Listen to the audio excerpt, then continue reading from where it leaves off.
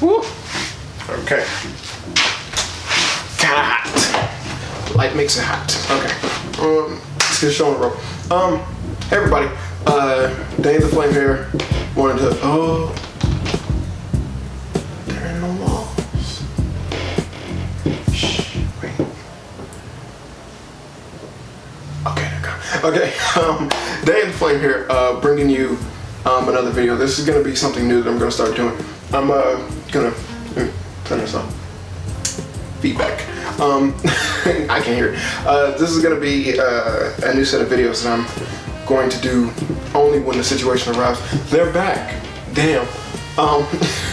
We'll just power through this. Only when the situation arrives, and that is when I feel that something is or was binge worthy. I'm only saying this for like personal matters, so it's not by no way, shape, or form are these recommendations. This is just something that I sat down and did. And we're cutting it because I forgot the name of the anime. So the anime that I watched is the Irresponsible Captain Tylor. Now, this is an anime that I basically, it's weird how I found out about this anime. I saw a one-shot parody that was recommended at the end of the Pokemon Bridge latest episode, and I checked it out. I looked at the one-shot parody and I thought maybe that anime has some prowess just because of how the anime looked, and I watched the first episode, didn't watch the rest of them. Like 24 episode anime, very long. Took a while. Basically did the damn thing in a day. Went to sleep, woke up, spent one whole day watching a bunch of episodes, went to sleep, woke up, and then finished. And whew, I tell you. Now, I felt the need to talk about this because I want to start doing it, because I have a tendency to binge watch a lot of anime, especially if it's something that piqued my interest and I don't know about it. I just watch all of it, get out the way, and it's like, oh, okay. But it's like only when it's something that I just give my full attention to. Because there's a bunch of anime I just refuse to finish or refuse to look at anymore. But it's like certain stuff that pique my interest like that, I feel the need to talk to. So this is going to be a recurring thing, just not all the time. So don't expect regular updates. But whenever I do it, I will talk about it. So without further ado, let me jump into the anime. Irresponsible Captain Tylor. It's not a bad anime. It's not a terrible one. It has sucky parts. It has a lot of sucky parts. But with the bad comes the good. Animation wise, I love this anime at certain moments. And I try not to be biased to this because I judge anime as a whole, not just specific parts. Because there's some people who will be like, this anime is one of my favorites just because one episode in particular is something that they absolutely love. And that's not fair. Because then it's like, just say the one episode and tell people like what they need to know when they watch that one episode and be done with your life. But this anime, it didn't have episodes that I like or the entire concept of episode I like. It's just that the animation in that episode or whatever concept or joke was going on in that episode, I really love. Now, the anime itself is about a guy who decides that he wants an easy life, and the best way to do that is to join the military. So what he does is that he brings on the idea, or he gets the idea that when you join the military, they give you free food, they give you a place to stay, you work at a desk, you wind yourself a desk job or something like that, you spend the rest of your life just doing that, then you live off your pension, easy life. And it's like, but from there, he actually does some stuff, saves a guy. That person's a high-ranking ex-military member or whatever, gets him promoted to a captain, and then as a captain, his ridiculous mindset keeps getting him more and more noticed and more awards and noteworthy person, and like people take notice of him, but they don't want him in the military, they don't really like him or anything like that, and it becomes funny. Now this takes place in space, if you couldn't tell by context. And so, they fight aliens and, like typical anime, because it came out back in like the early 90s, but like typical anime stuff. Aliens look just like humans, they just have different color hair and pointy ears, so yay anime. It, like I said, it was actually something to watch. I was enjoying it for the most part. It was an early 90s anime, so I took all the crap with a grain of salt. There was someone, even though he was a relaxed, I don't care person, of course there was always some girl constantly nagging at him about doing this, doing that, or whatever. They gave her no reason for one. They gave her a reason for doing this or being this type of person, but it made no sense. They tried to give focus on other characters or give you insight about different characters or whatnot, where it'd be like a whole episode focused on one person, so we can see that, oh yeah, they're actually serious about their job. Made no difference in the story as a whole, because it was just pointless episodes. Had a lot of pointless episodes where it was like, if you take the focus away from the main character, it tried too hard to actually become that which it was parodying. And that's a bad thing. That's a very bad thing. And essentially that's what happened on a lot of different episodes and a lot of different standpoints. But like I said, it's a lot of moments where the animation was just very, very good. There's a bunch of times where basically I couldn't tell whether or not someone was rotoscoped or if they just generally drew them that well or they animated them that well.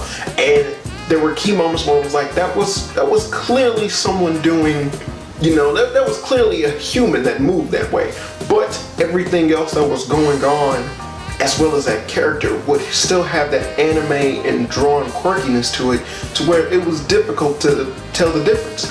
And I actually like that. And there's about a couple episodes I like that. One of my favorites is actually when a girl's trying to stab Taylor, and it's just her movements as she's trying to cut this guy looks like an actual person. Even toward like her falling and slipping and stuff like that looks really well.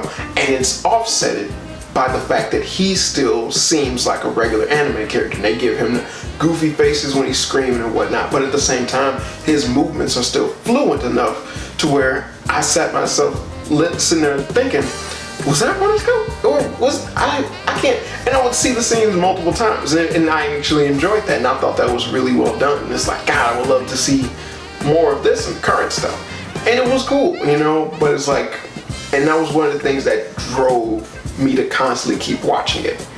And the anime is only watchable 2/3 of the way. And I say this with all good intentions, because the direction of the anime changes from being about him as a captain and just the life of his crew, and you're just getting to know these other characters and whatnot. It goes with him and his crew, and it's just him as a captain or whatever, and like the people and blah blah blah.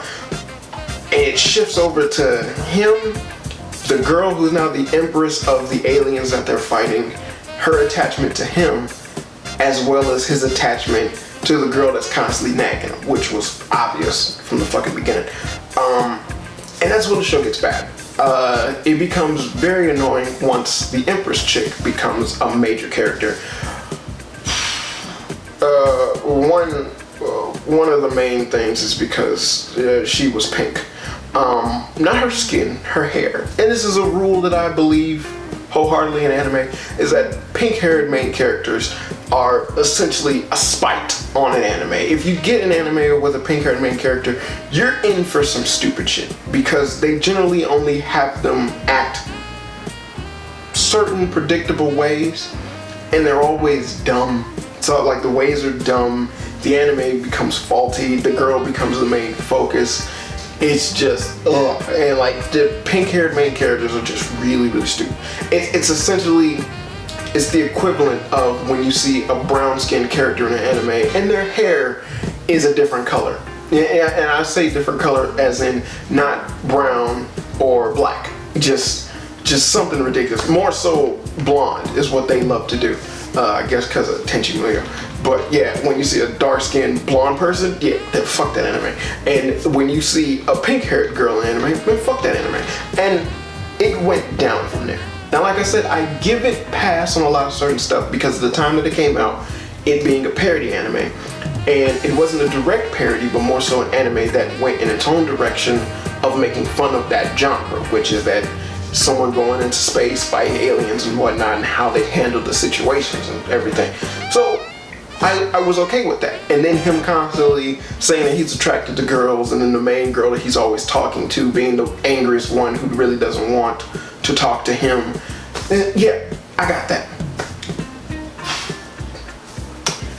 And it didn't suffer, but you know, it didn't make it any better, because it was like, this is cliche stuff going over and over again and everything like that. But again, parody, so you gotta let that stuff slide.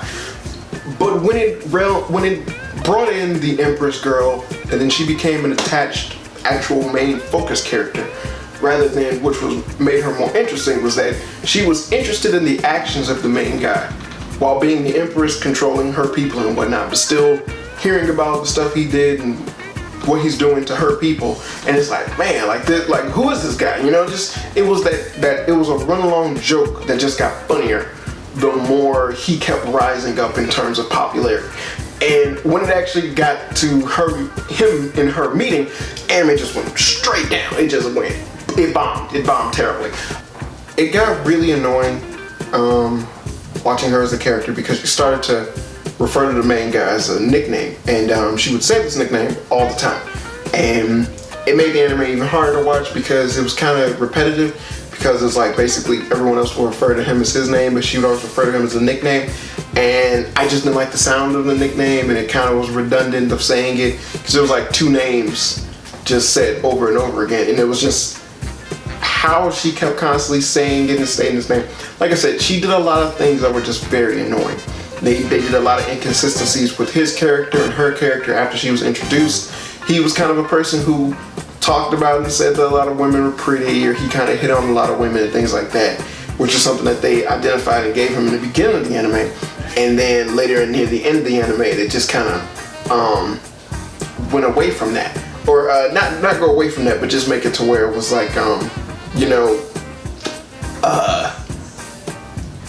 it's hard to explain. Like they literally had an episode where every single female character in the entire anime told him that they liked him, and it was like nothing could be further from his focus than anything having to do with women. When in all other episodes, that's a major part of his shtick, his comedy, and what he's all about.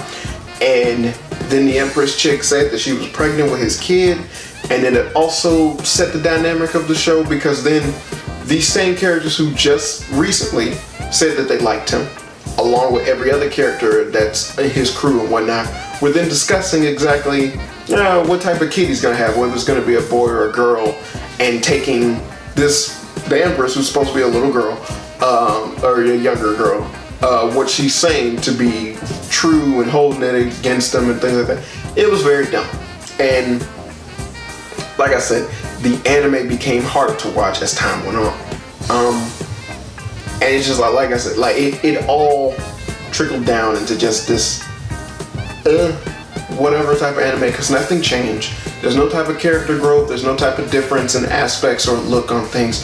It's just certain people just understood that, hey, they're happy being the way that they are, and just things not changing with the way they are. It's not like anything drastically changed with characters or anything. It just was a blah. It ended in a blah. And then they took a lot of liberties on the last episode with going in comedic formats of animation and whatnot. And it kind of, it was a hit and miss in a lot of points, and a lot of different things. It was like last episode, they did whatever they want.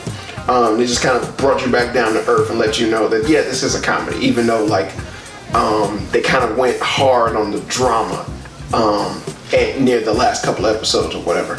But all in all, if I was to rate the anime, I would give it a 2 out of 5. And I'm being very generous when I say 2 out of 5. Like I said, there are parts that I really enjoyed watching when I was looking at the anime, but at the same time, I look at anime as a whole. I don't like it when people basically say an anime was the greatest they've ever seen, but they only have one episode that they like out of the entire thing.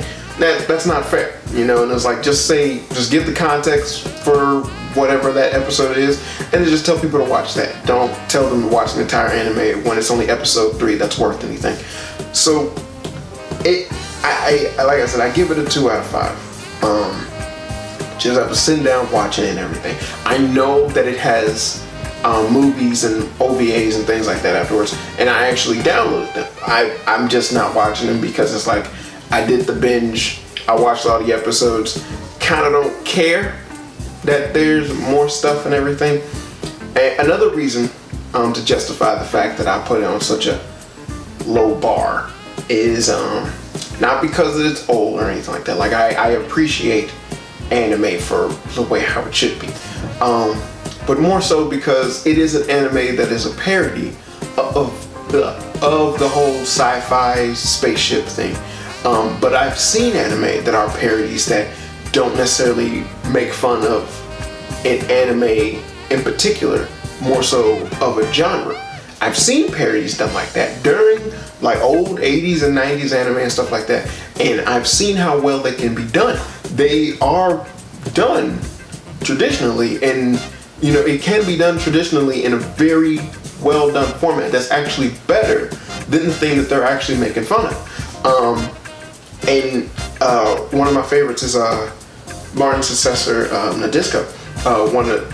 One of my most favorite mecha animes ever, and I recommend go see that, if anything. But yeah, with this one, the Irresponsible Captain Tylor, it was a hard watch anime. There's only a few episodes I actually liked. The first, second episode, third, fourth, and like the 6th and the 13th. Those are like really the only episodes I actually cared to look at, that I found myself either rewatching over, but again, just for particular moments, not because the entire episode itself was grand. So that's something, you know, that's something to take into account when I'm talking about what I'm talking about. So yeah, it was the recent thing that I just sat down and binge watched, and all in all, my impression of it was that I probably shouldn't have wasted my time with it.